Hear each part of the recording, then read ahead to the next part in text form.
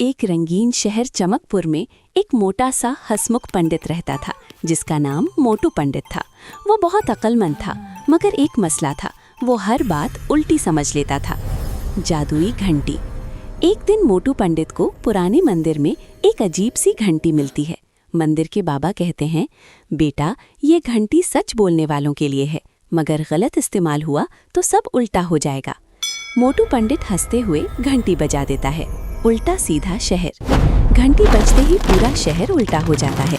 बिल्ली कुत्ते को डराती है, बच्चे बड़ों को डांटते हैं, उस्ताद होमवर्क मांगने लगते हैं, लोग घबरा जाते हैं, मगर मोटू पंडित को बड़ा मजा आता है।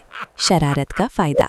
शहर का चालाक आदमी चट्टू सेठ इस घंटी को अपने फायदे के लिए इस्तेमाल करना चाहता है। वो झूठ बोलकर घंटी बजाता है तो हालात और ज्यादा खराब हो जाते हैं। समझदारी का लम्हा। मोटू पंडित को एहसास होता है कि उसकी बेवकूफ़ी से सब परेशान हैं। वो सच दिल से माफ़ी मांगता है और घंटी दोबारा बजाता है। इस बार शहर दोबारा ठीक हो जाता है। सबक और इख्तिताम। बाबा मुस्कुराकर कहते हैं, ताकत हंसी मजाक के लिए नहीं, जिम्मेदारी के लिए होती है। मोटू पंडित सबसे वादा करता है कि वो अब अक्ल से काम लेगा। आखिर में वो कहता है, हाँ हाँ हाँ, मोटू पंडित मोटा ज़रूर है, मगर अब बेवकूफ़ नहीं।